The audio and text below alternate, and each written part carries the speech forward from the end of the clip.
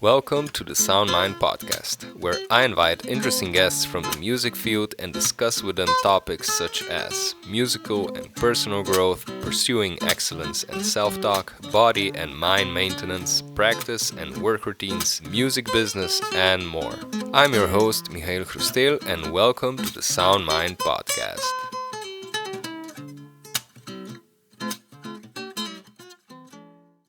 With me today on Sound Mind podcast, singer, double bassist, composer, improviser, and multidisciplinary artist, Fuensanta Mendez. I see her really as a all-around artist. Um, just her presence. I remember the first time when I saw her on the stage, and I was like, wow, this is an extremely light and such a effortless energy on the stage, and I really enjoyed. And she was not even the main, the front. She was just there. So she was born in a town in Mexico, which I cannot pronounce. It was like Tlalhuacan. Ah, pretty good. Maybe is it good? Yeah, Tlalhuacan. Tlalhuacan. Yeah, exactly. In Mexico. Now she's based in Amsterdam, in the Netherlands, where she's also currently artist in residency in Bimhuis. So, long story short, an extremely inspiring artist, and I am super, super, super happy and glad to have you on this this podcast. Thank you, Fuensanta, and welcome to the Sound Mind podcast. Hey, thank you so much. It's a Yeah. pleasure to be here and for your kind words. Yeah, thank you, thank you. I read a little bit about you, and it says that you started, if I'm not, correct me if I'm wrong, huh? You started off with dancing, is that correct? Yes. Yeah. So you were first a dancer and then singing, right? Yeah, And then exactly. and like I read it there, it was a moment I want to be a singer for life. But is that correct? Like that's what For I sure. read. Yeah. But what was the thing? What was that click that made it for you? Oh, holy moly, this is what I want to be. What was it? That was because I went to my first singing lesson ever. Ah, Yeah. cool. And you were Yeah. so inspired by the teacher or by the vibe or what? What exactly was it? Well, what happened was that I had been noticing that was when I was, I think, I don't know if 12 or 13, probably 13. And I had already noticed that I was singing all the time. It had been pointed at me and I felt it too. And kind of, yeah, I mean, I realized I took it more seriously than just a light thing. Cause I would learn songs with my friend in primary school and stuff. And I was like, okay, so for tomorrow we learn the verse. And then I was just like, what? You didn't learn it? Okay, well, tomorrow we learn the chorus. I was just like, I think I'm pretty serious about this. Uh, and one of my best friends was going to the singing lessons in a group, like with her sister and one of their best friends. And this teacher is Lizareli Servin. She lives in Veracruz. Around then she lived in Coatepec. And her lessons were so much about vocal ensemble, and there was like you would play djembe and learn karana, and very organic like music, all around way of singing. And yeah, so my friend told me that she was going to the singing lessons, and I told her, well, I always wanted to go to singing lessons, and she told me, okay, why don't you come along to one with us? So I went, and then I don't know, we did vocal exercises, and I joined them, learned the harmonies they were working on together on songs, and then they were like, okay, now we want to hear you sing. And then I sang I Want to Hold Your Hand by the Beatles. And I was just like, wow, this is it. My dad came to pick me up, and I was in the back of his bug, and I was just, it was so clear to me, like, this is what I'm going to do the rest of my life. And I told him, and I don't know, if he thought it would be that real. But Wow. yeah. Yeah. Whoa, that's a cool story. So he was then, maybe he took it like lightly, right? Or was, yeah.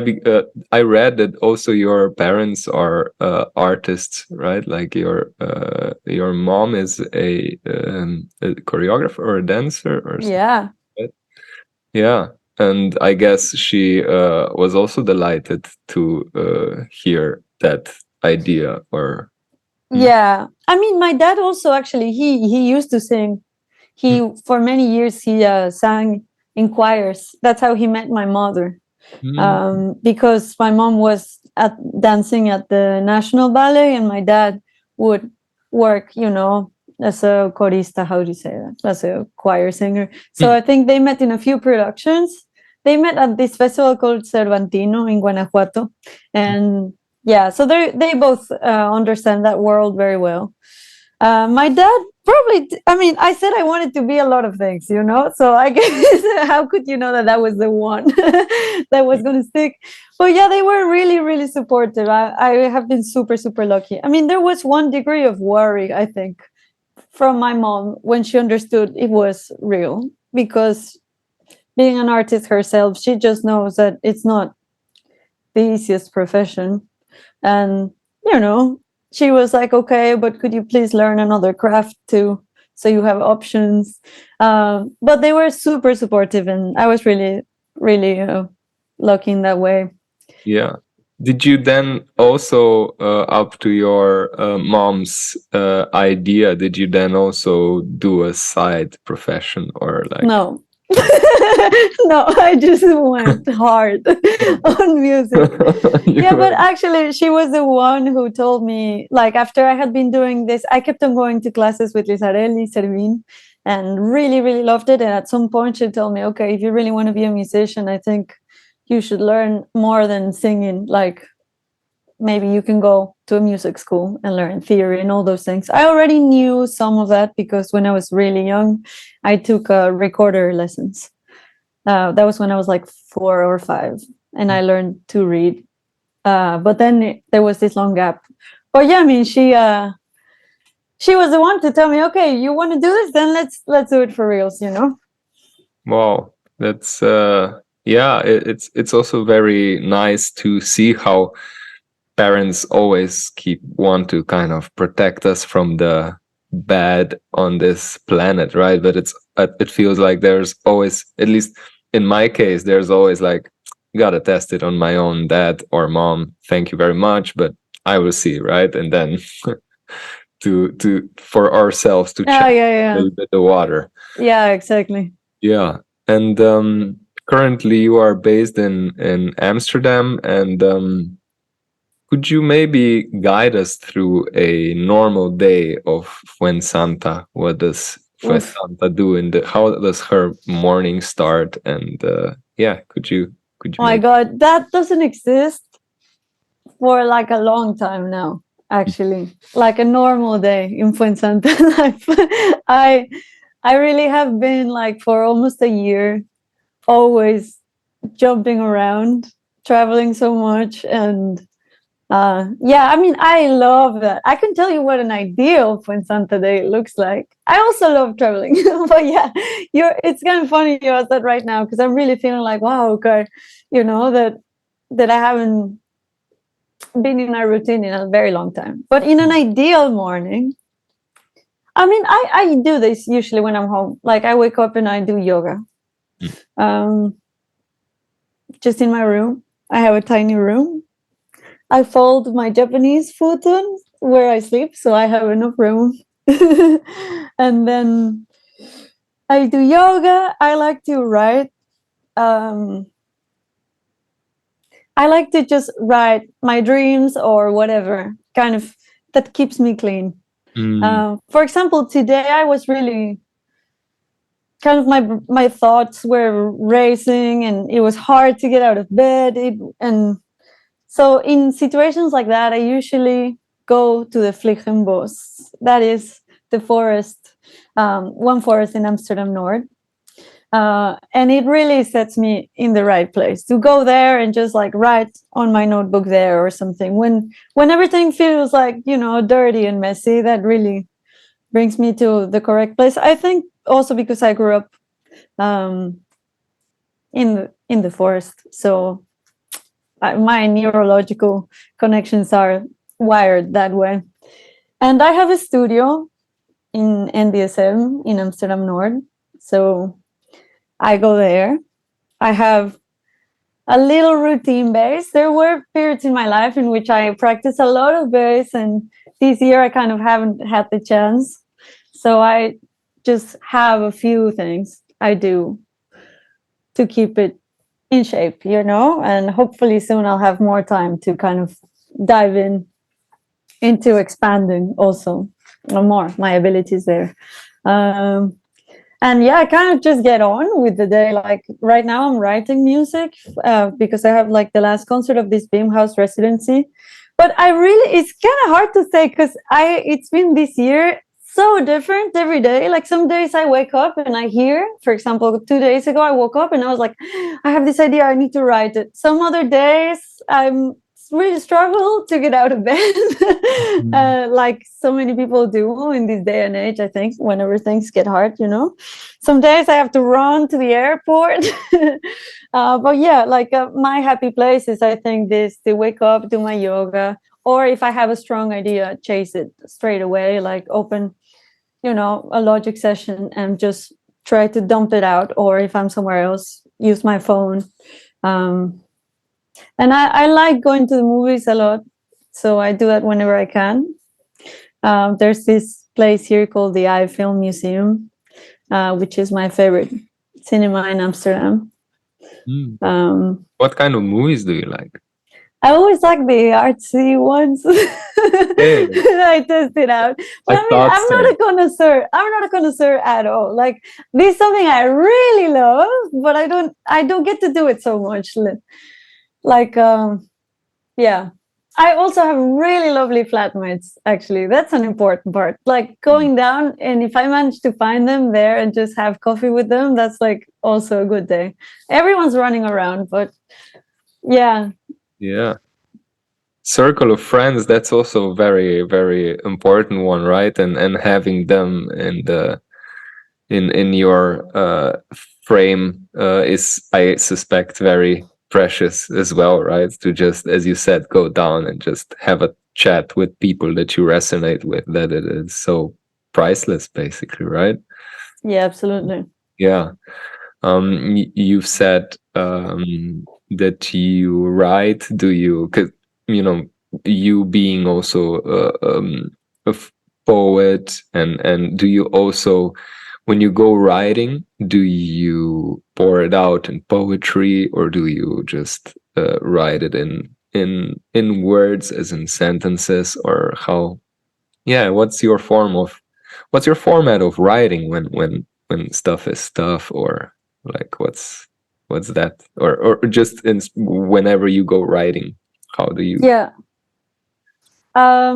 Just usually just free association. If I have something to talk about, it just comes out. If I have nothing if I don't feel in touch with what I could want to talk about, I sometimes just set a timer and write until it's over. So eventually you find, you know, I mean, I know you just write. I love doing that. How long are your intervals? How long are your writing intervals? I mean, depends on how much time I have, maybe, but usually, I mean, to write for 5 minutes straight is a lot, actually. If you really don't stop, like you'll fill pages and pages. I do like 5 or 10 minutes and then usually continue. Yeah. Or if I have, you know, a clear thought or a poetic idea, then I will dump it out and rewrite it. So it's like, yeah, 4 times after each other. Another thing I really started doing actually this year is to make a drawing. Like I really like drawing, but that became like a very therapeutical thing for me. Just wake up and then maybe sometimes even before words, just make a drawing as well. Like Yeah, these little minimalistic illustrations that you do, right? Like, Well, that's so cool. right? You really checked out everything. I did my homework. Nice. Yeah, I have notebooks filled with text and the drawings. Yeah, and that's did you because I also seen is home something what you actually this is two questions inside. Okay. Is home inspiring you? Is it a lot about your home and yeah, maybe because in my case, like living in the Netherlands for 10 years, I developed this really healthy, almost like patriotic relationship Yeah. with Slovenia. Like I really started to sing more in Slovenian, write Slovenian poetry, write lyrics, learn the traditional songs, make something, and it felt that really this burning. It started really to burn this fire, and I'm just curious how it is for you because you're also Yeah. from the depths of the forest and with Yeah. choir, also the tradition Hmm. and music. Yeah, let tell me. I mean, I definitely have felt what you said, especially in the first years. I think when I first moved here, I was really excited to learn about the jazz tradition. So I went very, very hard and, would just transcribe all possible versions of standards and then look into like the piano reductions from the orchestral Broadway scores, if that was the case, with the song, and write piano arrangements for them to understand the harmony better. Like I was really, really diving that, learning the verses and stuff. So for the first year, I kind of didn't write anything when I was here, although I had written some music before in Mexico. And then I started like writing some stuff, like I had been absorbing so much. And at a certain point, I think I felt this also too, like in a way, the classical crisis of what am I doing here? I left all the people I love so far behind. And is this even, who am I playing for? What is this about? And I think, yeah, like for me, when I started feeling like I found my language or what I'm doing with music, it was strongly connected to the identity of where I grew up in. And I think that's natural also because we seek to distinguish ourselves, from what is around us to see what we are. So in that sense, for me, to go hard into investigating like Latin American rhythms and, writing poetry in my language and things like that, made it clearer to find an identity. And I definitely, especially coming from Latin America, like there's so much need for music, I think, all over the world, but especially, places with violence and social conflict, I think, uh, need art more than anywhere. Maybe because there is less of it. I don't know. So in a sense, I mean, I don't know. I just have very strong feelings for Mexico, for what it means, with all the beauty and horror that it englobes, and Latin America in general. So at this point, I think I've been going through so many places that I still draw a lot of inspiration, aesthetically, of course, from these musics and visual arts and everything, that I grew up with. But right now I'm in a sort of transition in which that kind of is less of a focus. Actually, I can feel that this kind of being Latin American songwriter thing is morphing into a bigger thing. Maybe it was always like that, but I still like to write in Spanish. I'm not close to writing in English. I wrote some things because I also think Latin America needs more experimental music. And I'm so happy if I can gift it. Not gifted, but if I can dedicate myself to create it, you know? Yeah, a calling, right? That's a calling, right? Yeah. Yeah, Yeah, brilliant. I'm gonna do my first tour in Mexico ever in Oh, November, and I'm so excited. wow, Yeah. wonderful. Um, on that note, like that you are exploring your own language, I always feel uh, now, I mean, let's say for the last 2 years, I also started to incorporate a lot of like Slovenian language in my performances, and it feels like everywhere I go, because before I was maybe a little bit not really ashamed, but more like people will not understand, blah All blah. right. But then somehow it I just started, and I mean, first of all, it felt really right for me to do it, and then Mm-hmm. what started also to happen, that people then start walking to me after the concert and say, hey, I really enjoyed actually that Slovenian song, and I'm like, oh, that's crazy, that Yeah. they were moved by some Yes. folk music, and Yeah. if to me, but to me it's also like a deeper meaning. It feels even like wherever I go, when I perform, I bring a piece of home with me. Like, Mm-hmm. and I make my home every stage turn into my home, because I just sing in my own language. And that is such a powerful, I feel it's such a powerful tool, and just energy sharing device. I don't know. Yes. That's so beautiful. Yeah.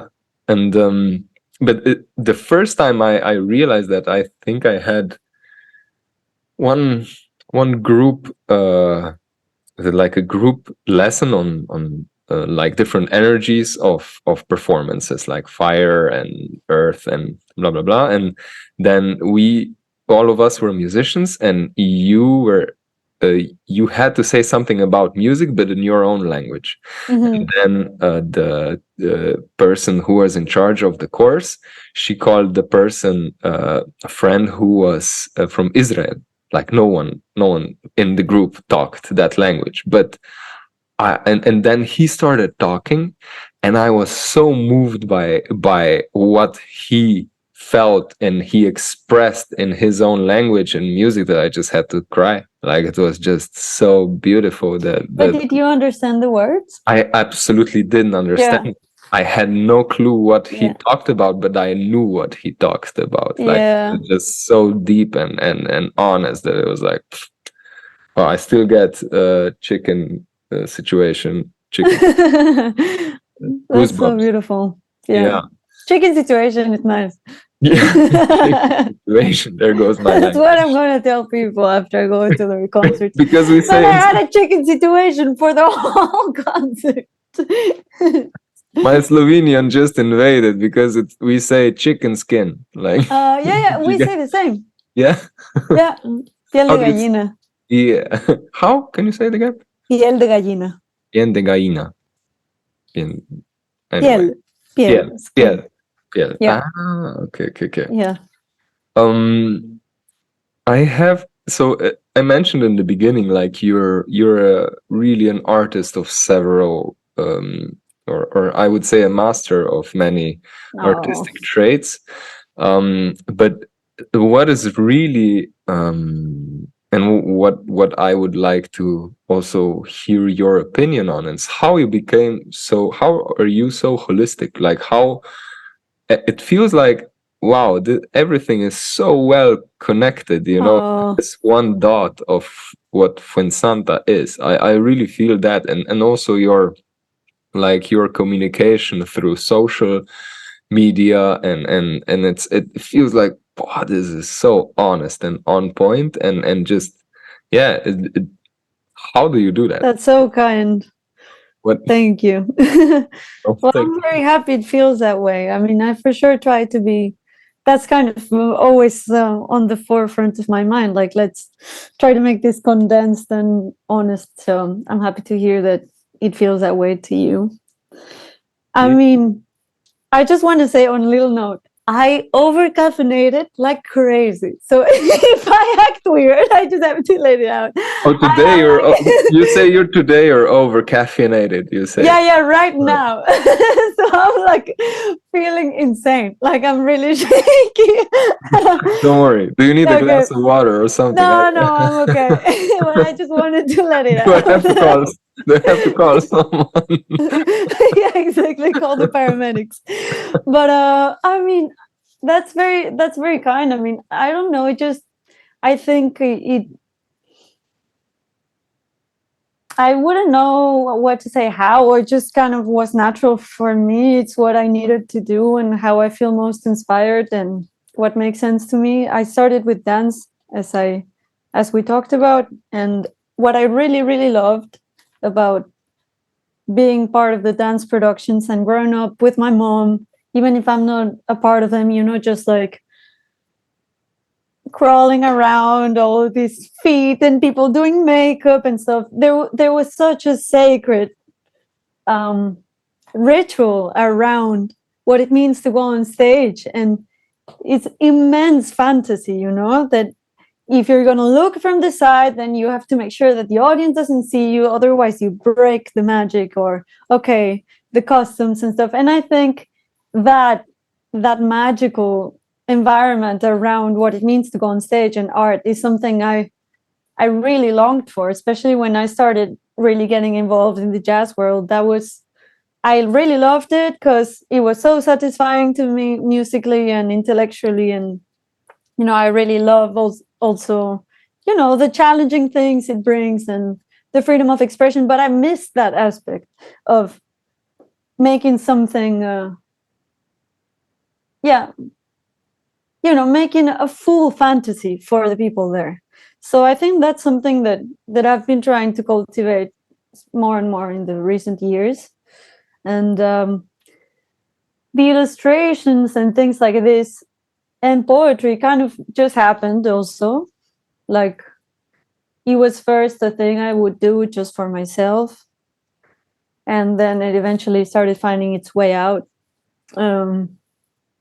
And then also just by need, like, I don't know, I ended up being such a DIY artist, and I don't really know why, but I just have these strong visions. I mean, for me, my brain works a bit like in pockets.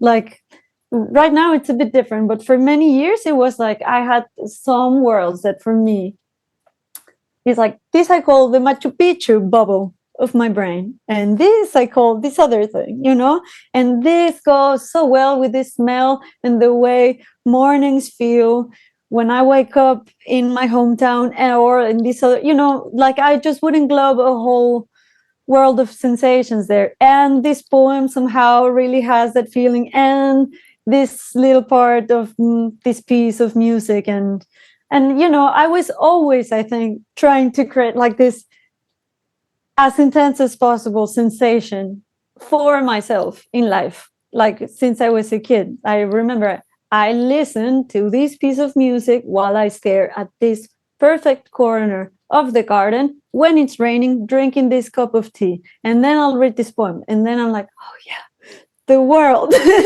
And I just like always wanted that. Like, how can I lose myself in things, Like, if there is an ocean and someone tells me where you want to be, I would always say right in the middle. Like, I want to forget that I exist, I want to feel fully immersed in everything. That makes me, want to intensify, I think, the expression of things. And that makes me love space. Like, I really love astronomy too. And, just the feeling of being fully soaked in something is, I think, just how I would want to live in general.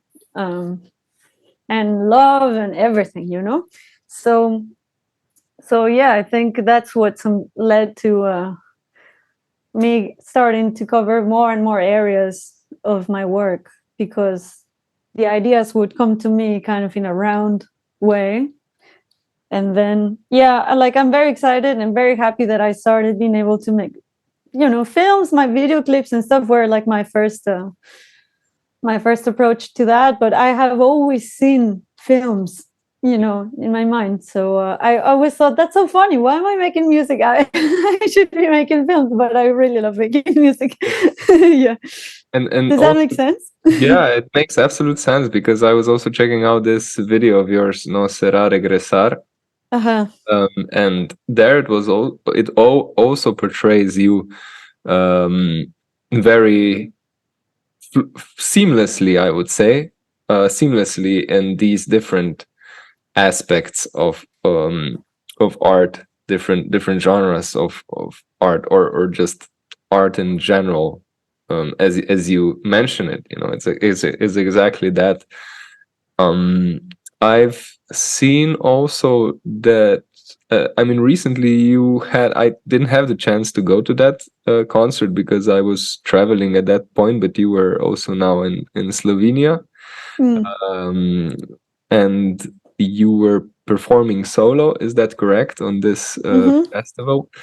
What's the name again? Jacinti. Jazz in Tea, exactly. Yeah, it's a really cool festival. Yeah, I very forgot the name, nice. but it is Jazz in Tea. I know the name, but now it just flew out. That's okay. Yeah.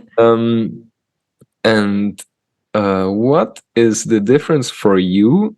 And is there also a repertoire difference when you perform with a band or solo?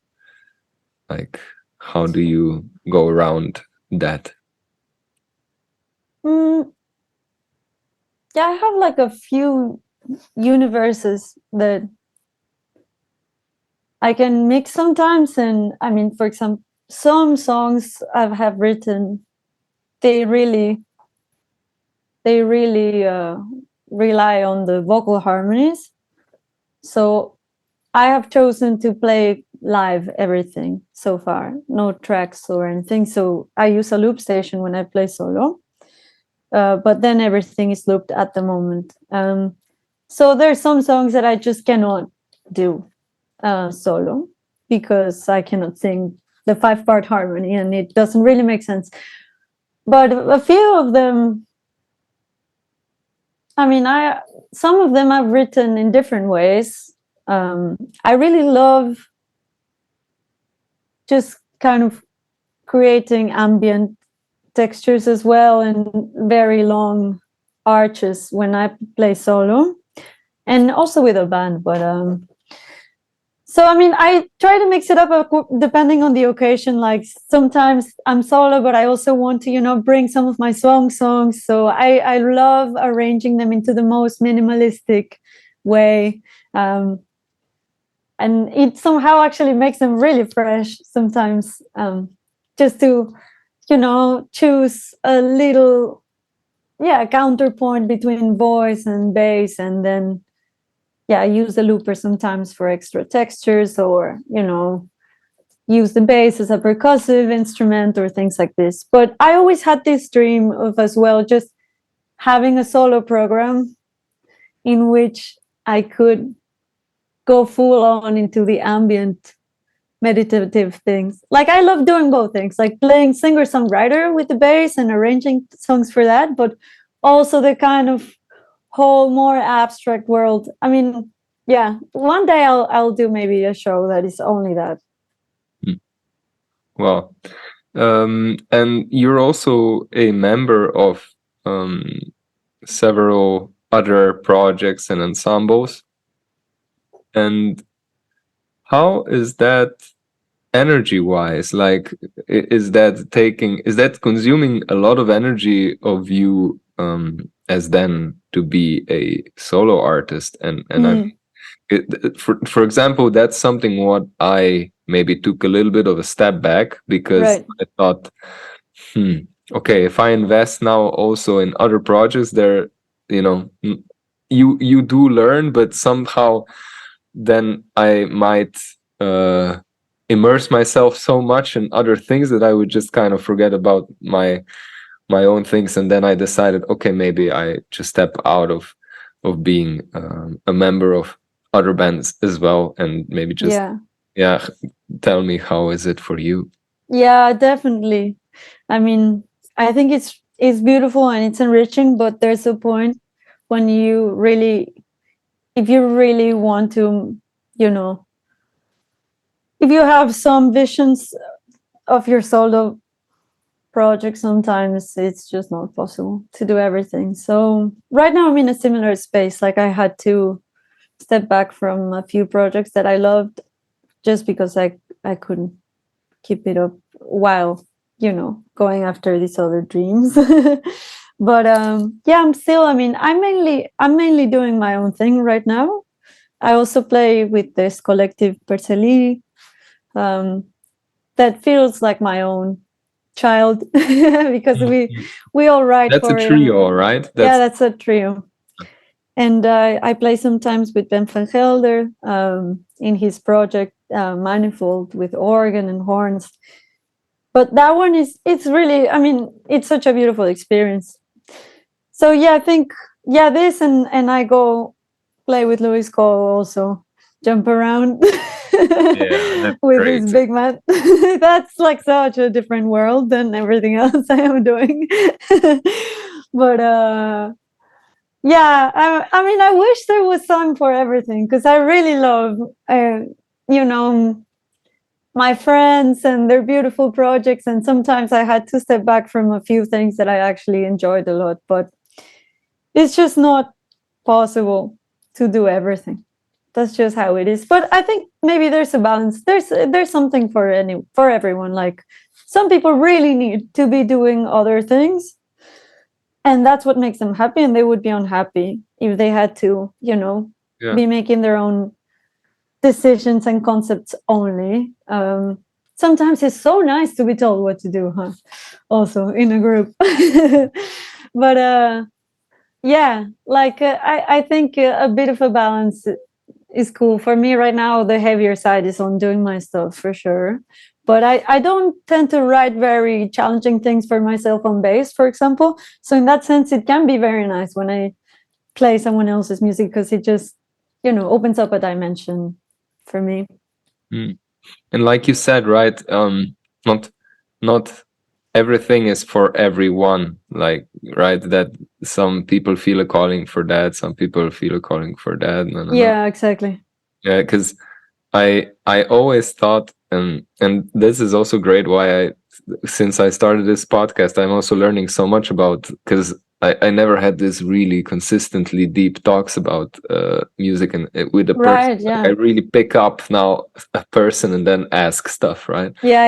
And a few sessions ago, I had Alexandra Shuklar. She's a really incredible percussionist and like also member of the Hans Zimmer ensemble and blah blah. Cool.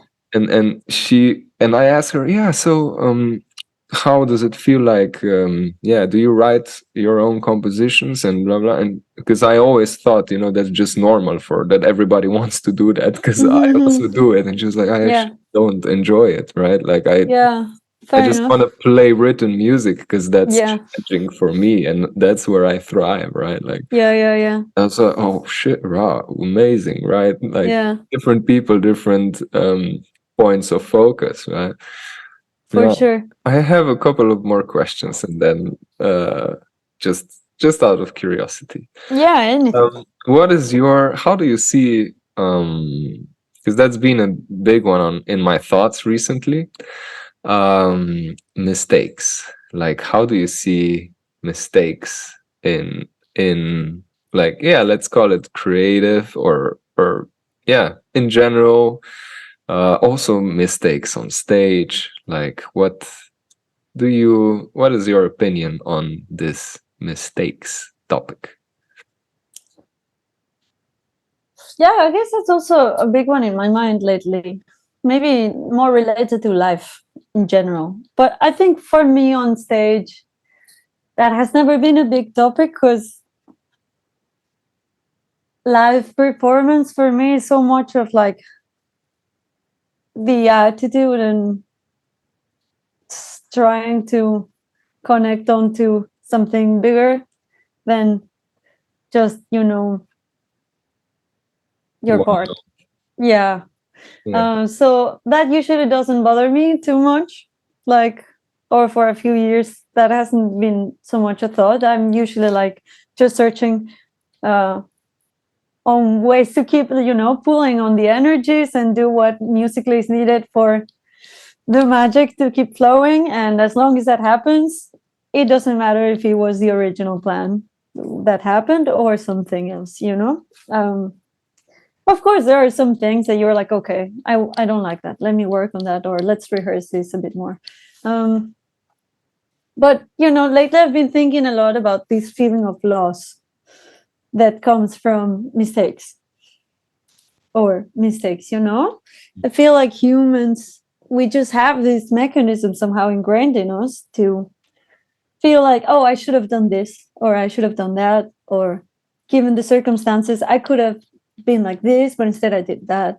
And I mean, especially when you have like your basic needs covered, I think somehow we need to find something to worry about, and that goes into the existential plane.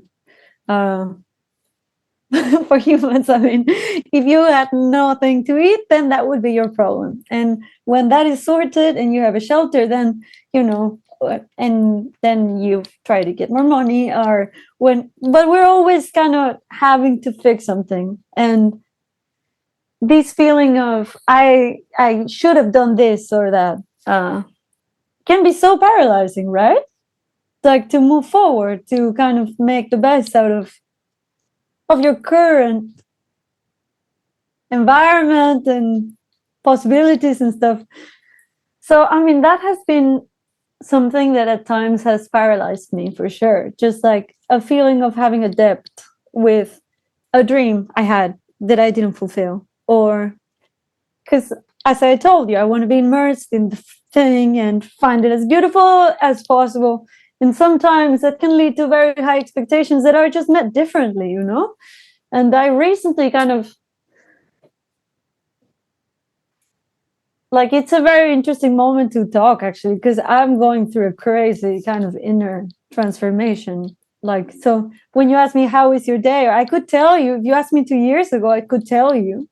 But right now I'm just like, all the waters are moving, all the ideas of what I thought, I'm kind of, I don't know if I'm coming back to find them or if I'm finding different ones, but there's this feeling of, you know, kind of stars rearranging. And that comes also from a feeling of loss, for sure. And for me, a very interesting thought lately has been that, you know, my therapist told me everything is perfect. Just they are all evolutionary points. Everything that happens is perfect.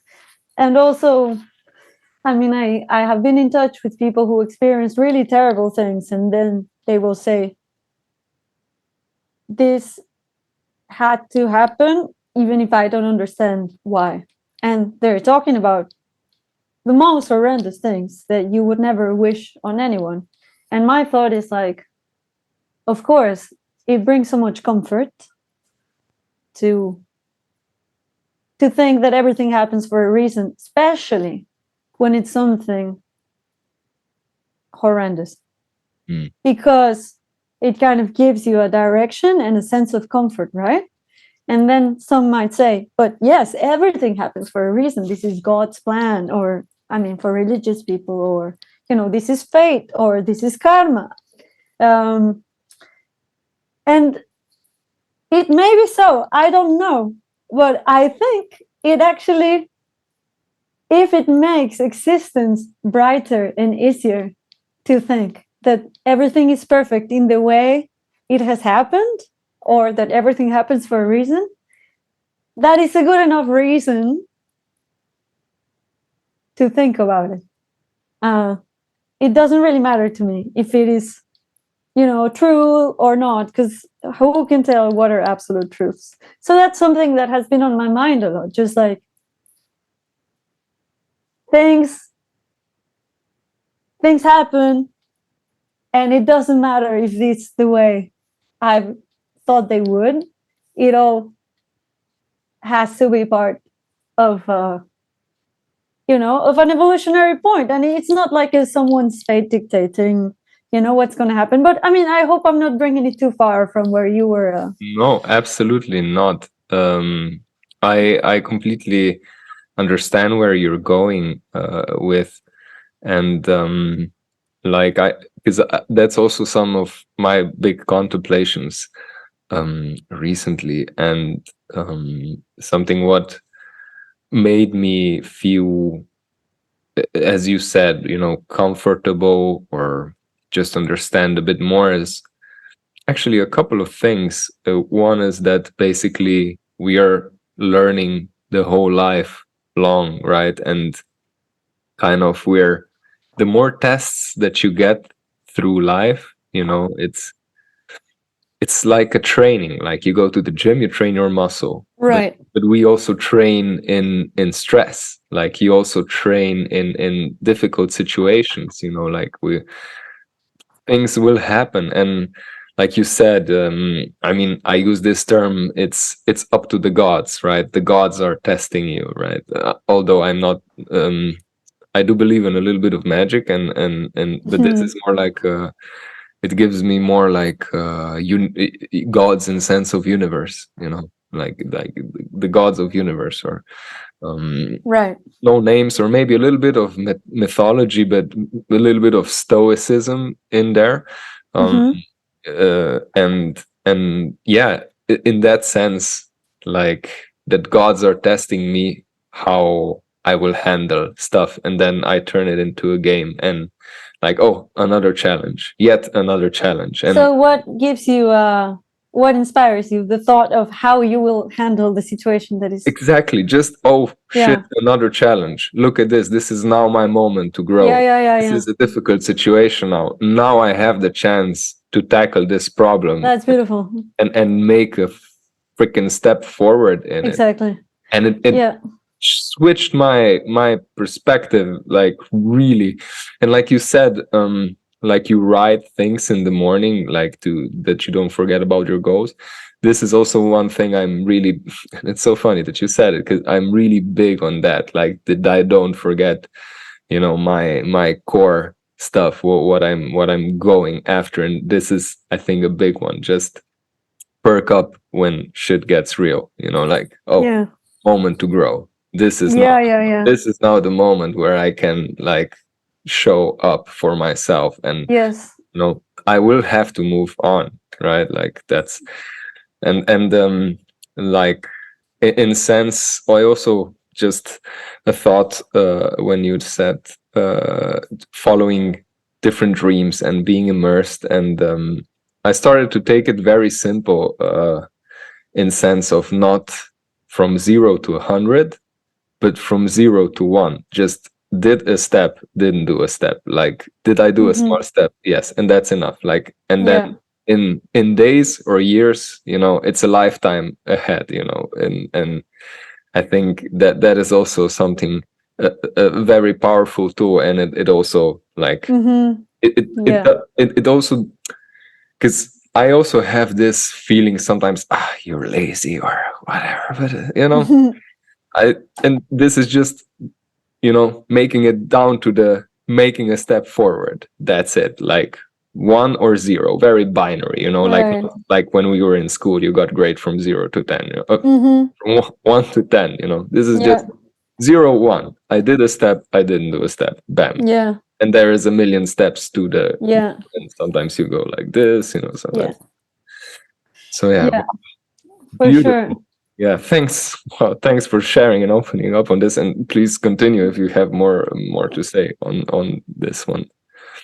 No, I mean, I was just uh, listening to what you're saying and resonating. I think also what really helps to see things differently is to kind of be constantly reminded of, however it might sound dark, to me it is something that brings me brightness. Just how brief life is, like how fragile life is, and how how nothing ever stays the same. And this is something I really am going for, like, I think forever. Like, I believe in utopia so much, and it's this, like, I'm like, there has to be always like beauty and joy or something. And as years go by, maybe I have seen some hardships that I didn't imagine or things like that. And then it's just like, even when things look very dark, like I just can't accept that would be the outcome. Or like, if I feel like something was broken or something is lost, then kintsugi, I mean, there's no way this is not going to turn into something more colorful. So I think I kind of really rebel sometimes, and I'm just like, no, colors, no, I'm gonna make a drawing, no, like this can't be shitty, like, so, and things like this this week, for example, it's been on my mind. If there were to be a meteor hitting Earth next year, how would I live? And it just kind of brings me back, to what is important. So, I mean, I don't know if there's like a sense of peace or a sense of balance. I have felt it sometimes, and it's just, for me, like, it is always like this, and maybe that is it. I don't know. Maybe one day I'll feel super illuminated and Buddhist and just feel serenity. But yeah, like it kind of washes away the idea of a mistake. Just like, but also it's like, okay, how do I make the most beautiful, meaningful thing of my time right now? With the tools I have. Yeah. Yeah, you said it beautiful. It reminds me of one verse, one Buddhist verse which I heard a while ago, and it goes like, whatever has the nature to arise will also pass away. True.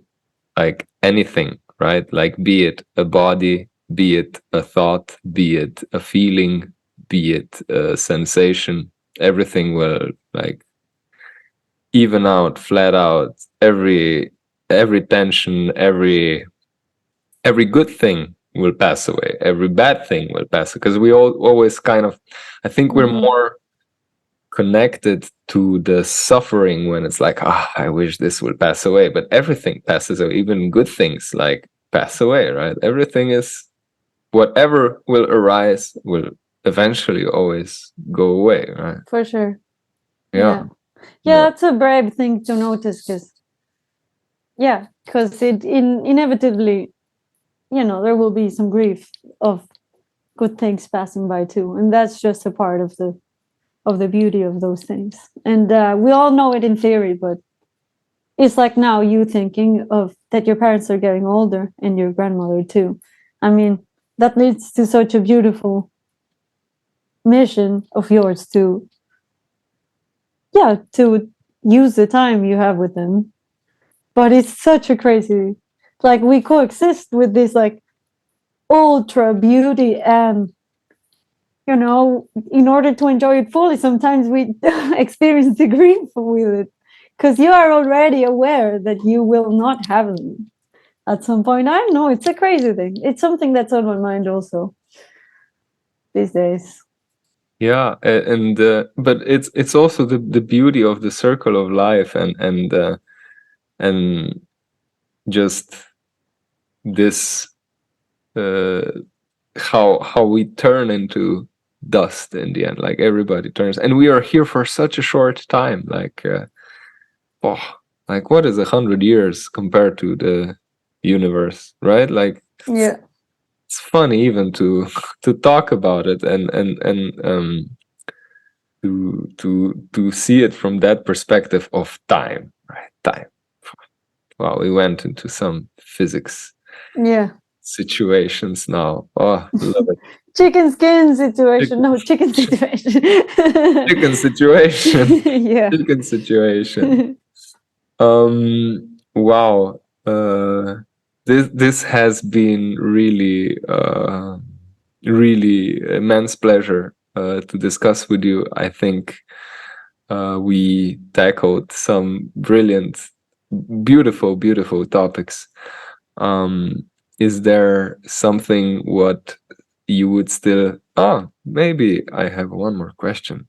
Please. If there is a like a life lesson that you got, what would that life lesson be, that you would like to share? That is, like you said, now you're contemplating on many things, but do you have that one thing that you're like, that I found out that, and that is a really cool thing to remember?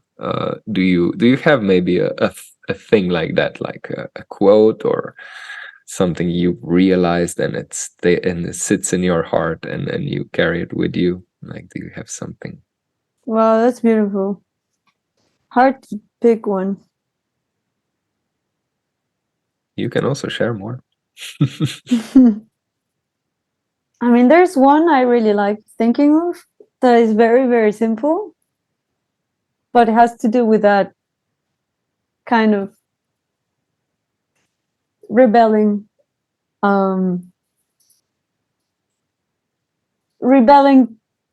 gravity. And it says, no, I sometimes like to think, after the magic always comes the magic. And for me, what this means is that the feeling of loss from something beautiful can only lead to more magic. Do you know what I mean? Like, after the magic always comes the magic. I sometimes use it on different, I mean, it can be, it brings me energy on different situations. So like transformative energy, like you bring something which delivers something, and then that goes on as magic. Am I understanding it correctly? Like something pops up and then it spreads and it sparks. Is that maybe something in that framework? Yeah, I mean, it's something like just hope. It is what it is. It's just hope for me. After magic always comes the magic. And beautiful. yeah, and also kind of another one that gives me a lot of energy is, there is no step, no hay paso que me sobre a mi tiempo y a mi manera. Oh, I think I got it. Yeah, It's so funny. It's so funny. And maybe just can you also say the previous one in your language? Después de la magia viene la magia. Oh. Yeah. So what the second one means is, there is no step that is extra or that I can spare, when it's in my own time and in my own way. Do you know what I mean? Like step by step, right? Like slow and steady wins the race, something in that sense, or yeah, I guess something like that. Exactly. It's like it takes as long as it takes, and there's nothing extra. Like everything, there is no step that is too small. Yeah, 1-0. Yes, I like exactly. There is no step that is too small. Yeah. That one is really comforting to me. Oh, beautiful. And another thing I like, I'm gonna know this one. I'm actually, gonna write this one check this out. down. This is what I see also. Yep, when I wake up. But fuck you. No, fuck yes. Fuck yes. Oh, sorry. This is what I see when I wake up. I dedicate it to you.